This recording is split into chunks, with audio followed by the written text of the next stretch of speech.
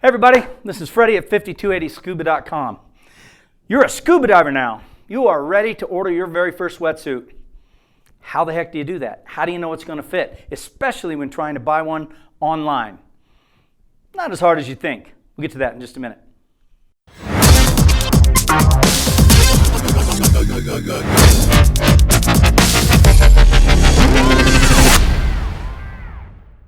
Okay, so you're searching online.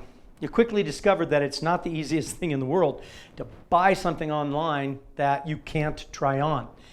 Amazingly enough, it's not that difficult for a wetsuit.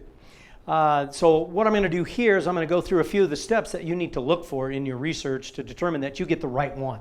Okay? Now, first of all, you determine your need. Are you a surfer? Are you a paddleboarder? Are you a kayaker? Are you a scuba diver? You won't buy the same wetsuit for those sports.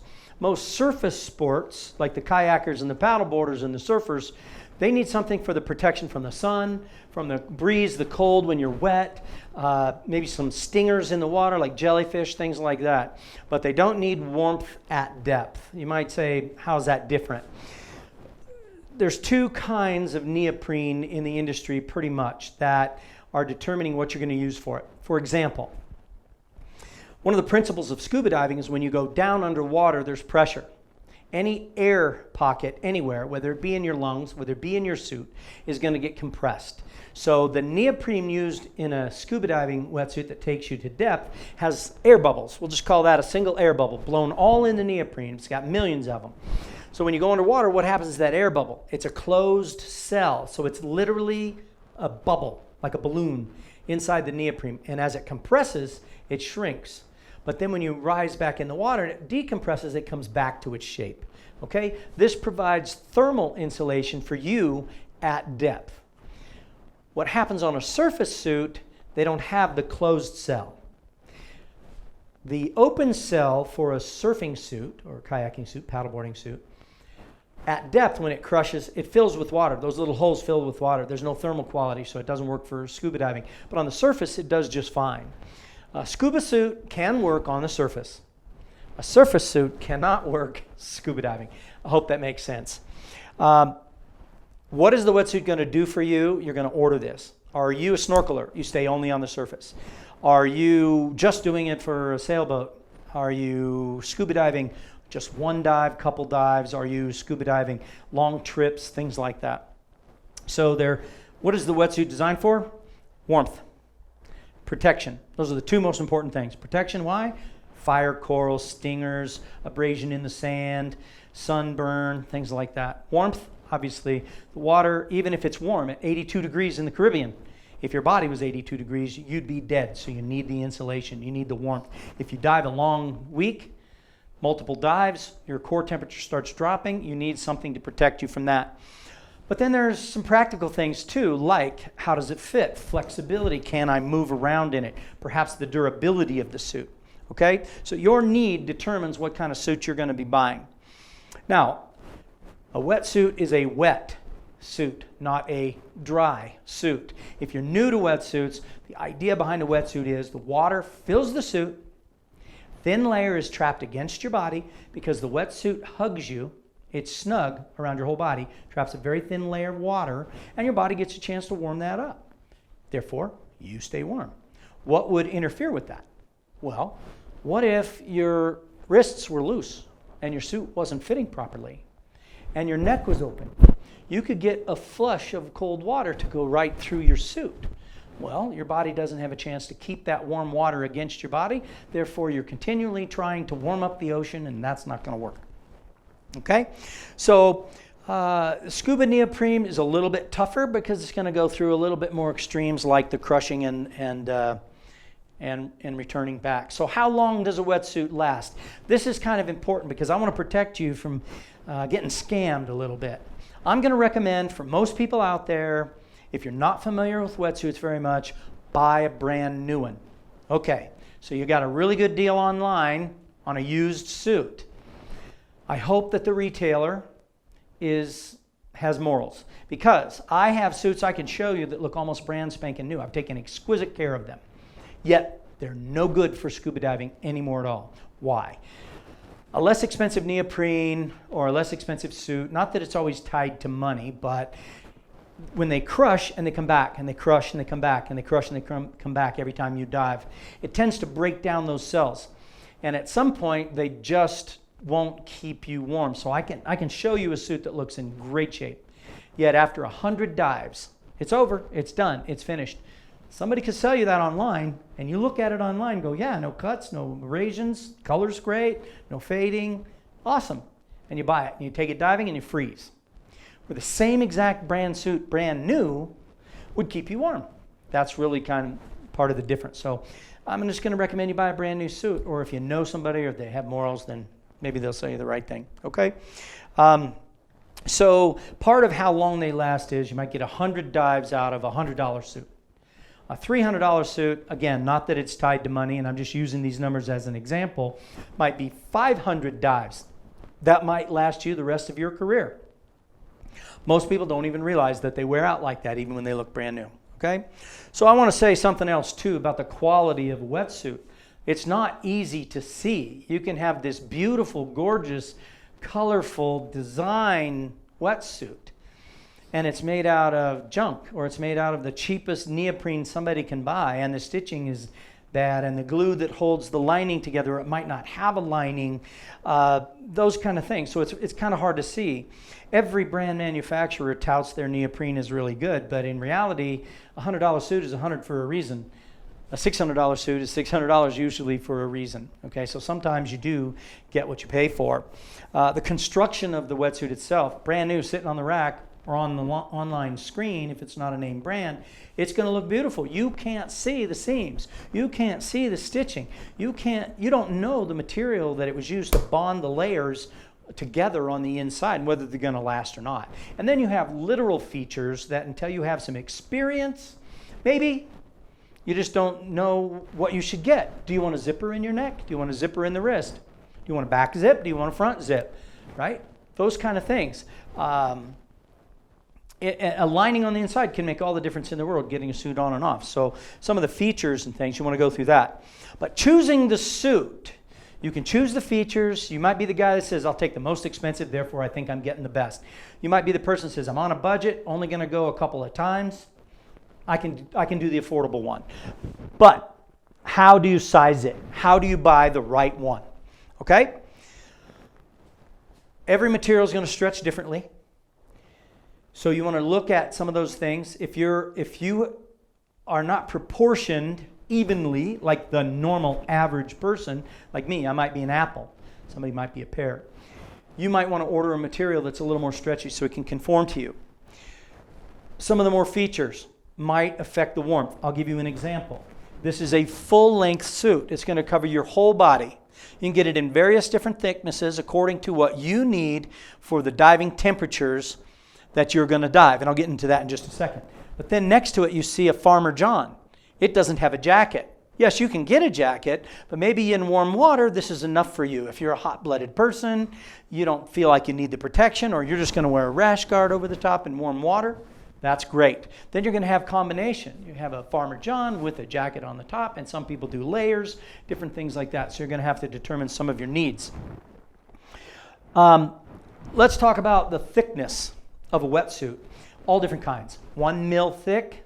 You can even wear something that's like a full body rash guard. It's basically called a skin. 2 mils thick, 3 mils, 5 mils, 7 mils, 9 mil. That's the thickness of the neoprene. What's it going to do for you? So get a pencil and paper real quick. I'm going to give you a general chart that will tell you what to buy. So for 70 degrees or less, if the water is 70 degrees Fahrenheit or less, you want a 7 mil or thicker, perhaps even a dry suit. You see those guys on National Geographic that dive under the ice? No wetsuits that warm. They're using a dry suit. Okay? You might consider in that adding hoods. A hood, cover your head. Gloves, thicker booties, things like that. 71 degrees to 78 degrees, you want a 5 mil thick wetsuit. This is going to generally keep you warm in that temperature and be nice and comfortable. And then I would say at that point, based on if you're cold-blooded, you might want to wear hoods and gloves and booties. If you're warm-blooded, you might just eliminate the hood and the gloves. Everybody almost always wears booties. From 79 degrees to 85 degrees. First of all, I know that sounds warm. If it was 79 degrees in your house, you'd probably be running around in short pants or something. But in the water, it wicks away the heat out of your body so fast that it makes you feel chilly. And frankly, if you were 79 degrees, you'd be dead. So 79 is not warm. Getting up towards 85, that's start to warm up a little bit. Many people are tempted not to wear a wetsuit at all. But again, there's stingers in the water, there's corals in the water, there's the sunburn, but also your temperature drops over length of time diving during the week. First day, perfect, no wetsuit, okay, piece of cake. By the end of the week, you're shivering in the same exact water. So 79 to 85 degrees, that's a 3 mil suit. Usually, no hood, no gloves, okay? 86 degrees and warmer, you're gonna be wearing anything that you're comfortable in, but a 1 mil, a 2 mil suit, or a skin, or a rash guard, some shorts, things like that. Okay, and again, no gloves, no hoods. Cold-blooded people should think about upping a thickness. For example, ladies come in all the time. They're going to the Caribbean. Their boyfriend or their husband says, "Oh, honey, it's warm down there." And he's in a 3 mil suit. No problem. She tries that, and she freezes by the end of the week. So if you're a little bit of a cold-blooded person, I tell everybody I keep my Arctic layer with me wherever I go, so I'm warmer. But those people that don't have a lot of meat on their bones, they're going to be cold. So there's nothing harming you going up into a thicker suit. So if it would call for a 3 mil, you wear 5 mil. No problem. There's lots of them that are really comfy, real warm. Okay, so the surface suits, you're not going to wear the same thing as a scuba diver would be, so therefore the temperature out in the air is going to affect the thickness of your suit. Typically surface suits are worn a little bit thinner, okay? Now let's talk a little bit about sizing. Ladies, you're a size 8. Okay, maybe a 10. You tell everybody 8, but you're a 10. Guess what? That doesn't mean you buy a size 8 or 10 wetsuit. Why? They're not sized the same. Within the brand around the world, they are. So if you wear a size 8 in a Bear brand, that might be a 6 in Aqualung. It might be a 12 in waterproof. So don't go by that, right? It has nothing to do with that. All of the manufacturers have a sizing chart. It's going to be based on inches. So your chest size, your waist size, your hip size, shoulder size, things like that. That's going to be more accurate than anything else. I have to tell you, what I'm saying is true because we put people in wetsuits all the time. This suit is made to European sizing. So even if you looked in there and saw that it's an 8, it's not going to fit an American woman 8, size 8. So you need to go by the inches. Not hard to do. You can find it on our website. You can find it on their website. Other manufacturers, some of them are really close to the right size, but they're all different from one another. Again, and the stretchier it is, the smaller size you can wear because it's going to conform to you. So the same brand, same size around the world. You need to compare the different brand size charts. So if you're tossing it up between a waterproof, a Tusa, a Sherwood, a Aqualung suit, look at their sizing chart. We have it on our website as well, okay? That's how you want to order the suit. Just as there are numerous manufacturers that make wetsuits, there's numerous different styles. Like I've shown you a Farmer John. I've shown you the jacket portion of that you can wear all by itself or a full-length suit. Also, when it comes down to thicknesses, you can get combination thicknesses. What I mean by that is the core, the body, is maybe 3 mil. Because that's where most of your heat is, and it protects that, and it doesn't move as much as like your elbows and your arms. Whereas the arms and the legs, the limbs, might be a 2 mil, a little bit more flexible. Most wetsuit manufacturers will put a little bit different material under the armpits, and many of them also behind the knees, because that's going to flex a lot more, and you don't want it to be a stiffer material. So you might find that suit that's really comfortable, yet it's going to provide a little bit more warmth. They don't all follow the exact sizes either. For example, waterproof has a 2.5 mil. We look to that one for a lot of the guys. They're hot-blooded, they're going to the Caribbean, they don't really need a thick suit. It's going to be great. They also have a wetsuit that's 3.5 mil. Well, the industry is at 3, What's 3.5? Well, it's just that much warmer, and the way it's tight around the cuffs and around the ankles, around the neck, it doesn't flush at all. That suit acts more like a 4 mil, okay? But it's still very, very flexible. So keep that in mind. I hope that this has helped you. Perhaps choose the right suit. If you have any questions, feel free to email us, and we'll get back to you just as soon as we can. It's really not rocket science. They don't have exact sizing in wetsuits because they stretch. So although you and I might be a little bit different shape than each other, it's entirely possible we could wear the exact same wetsuit because the stretchiness in the material would conform to us. So I hope that this has helped you. If you take a little bit of time and you go through the research on the different kinds of suits and how they're going to fit with measurements, I'm pretty confident that when you order that suit and it comes to your house, it is going to fit you right. Now, if this is a new suit for you, then you need to watch the video on what to expect when the suit arrives and how it's supposed to feel when you fit it. Because the first time you put it on, if you're not experienced, you might think, oh, it's too tight. Because most people think a wetsuit is too tight. It's supposed to be tight. It's supposed to be snug. So go ahead and watch that video. If you have any other suggestions on how we can better help your experience online purchasing, please just let us know. Just drop us a line, send us an email, and we'll get to that just as soon as we can. Thanks a lot. Have a great day. You know why we do these videos? Hopefully they will help make you a better diver, keep you in the sport longer, help you share your passion with others. And if you can think of anyone else that might benefit from these, why don't you share it with them? You know how you can help us? Hit that like button down below. And if by some chance you haven't subscribed already, hit the subscribe button and we'll let you know when the next one comes out. Have a great day.